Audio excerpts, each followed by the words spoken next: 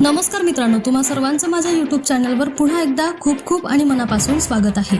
आजच्या व्हिडिओमध्ये आपण बघूया 8व्या वेतन आयोगाच्या अटींना मंजुरी, 1.24 कोटी कर्मचाऱ्यांना मोठा दिलासा, फिटमेंट फॅक्टर 3 झाल्यास मूळ पगार थेट। व्हिडिओला सुरुवात करण्याअगोदर तुम्हाला एक विनंती, चॅनलवर पहिल्यांदाच भेट देत असाल तर चॅनलला सबस्क्राइब करा आणि व्हिडिओला एक लाईक करायला विसरू नका। चला तर मग सुरू करूया आजच्या व्हिडिओला। केंद्रीय कर्मचाऱ्यांसाठी एक अत्यंत महत्त्वाची बातमी समोर आलेली आहे की केंद्र सरकारने अखेरकार 8व्या वेतन आयोगाच्या नियम आणि अटींना म्हणजेच टर्म्स ऑफ रेफरन्सला मंजुरी दिली आहे। सरकारच्या या ऐतिहासिक निर्णयामुळे तब्बल 55 लाख कार्यरत सरकारी कर्मचारी आणि 69 लाख पेन्शनधारकांच्या पगारात, भत्त्यांमध्ये आणि पेन्शनमध्ये मोठे आणि सकारात्मक बदल पाहायला मिळतील। नवीन वेतन रचनेच्या शिफारशी पूर्ण करण्यासाठी आणि आपला अंतिम अहवाल सादर करण्यासाठी या विशेष पॅनेलला केंद्र सरकारकडून 18 महिन्यांचा कालावधी देण्यात आलेला आहे। फिटमेंट फॅक्टर म्हणजे काय आणि कर्मचारी संघटनांच्या प्रमुख मागण्या। केंद्रीय कर्मचाऱ्यांचा मूळ पगार आणि पेन्शन सुधारित करण्यासाठी वापरल्या जाणाऱ्या गुणाकाराला फिटमेंट फॅक्टर म्हणतात। नव्या वेतन रचनेत याची भूमिका सर्वात महत्त्वाची असते। यावेळच्या वेतन आयोगासाठी कर्मचारी संघटनांनी सरकारकडे काही विशेष मागण्या मांडल्या आहेत, ज्या पुढील प्रमाणे आहेत। मल्टीप्लायर वाढवणे।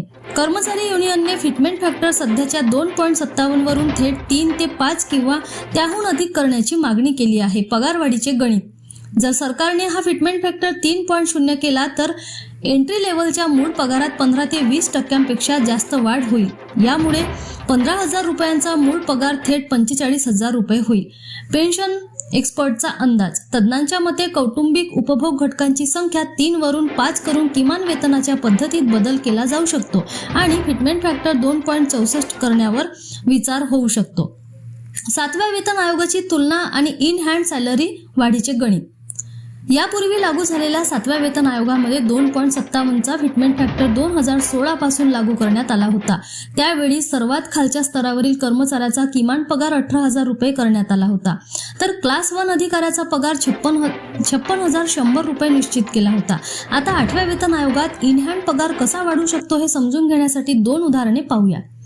60% डीएचे उदाहरण। समजा एखाद्याचा मूळ पगार 100 रुपये आहे, त्यात 60% महागाई भत्ता मिळून 160 रुपये होतात। नव्या रचनेत मूळ पगार दुप्पट म्हणजे 200 रुपये झाल्यास प्रभावी पगारामध्ये थेट 25% वाढ दिसेल।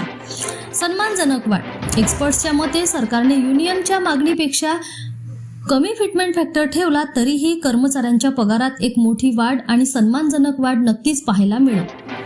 वेतन आयोगाची टीम राज्याच्या दौऱ्यावर। मेमोरेंडमची तारीख वाढवली। 8व्या वेतन आयोगाचे काम सध्या देशभरात वेगाने सुरू आहे। आयोगाची टीम सध्या वेगवेगळ्या राज्याच्या दौऱ्यावर आहे।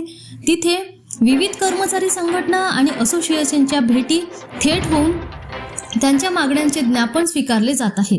विशेष म्हणजे आयोगाने मेमोरेंडम जमा करण्याची अंतिम तारीख वाढवून आता 15 जून 2026 अशी केली आहे। या सर्व प्रक्रियेनंतर सर्व भागधारकांच्या सूचनांची सखोल तपासणी केली जाईल आणि अंतिम शिफारशींचा मसुदा तयार केला जाईल। 8वा वेतन आयोग कधी लागू होणार आणि अहवाल कधी येणार? केंद्र सरकारने ऑक्टोबर 2025 मध्येच या आयोगाच्या अटींना मंजुरी दिली होती। जरी 8वा वेतन आयोग 1 जानेवारी 2026 पासून लागू मानण्यात आला असला तरी आयोगाला अहवाल सादर करण्यासाठी जून-जुलै 2027 पर्यंतचा वेळ लागू शकतो।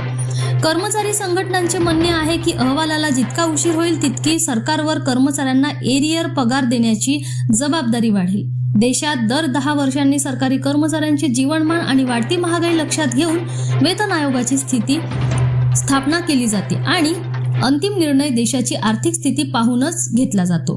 पुन्हा भेटू एका नवीन अपडेटसह नवीन व्हिडिओमध्ये। तोपर्यंत चॅनलवर नवीन असाल तर सबस्क्राइब करा, व्हिडिओला एक लाईक करायला विसरू नका। धन्यवाद।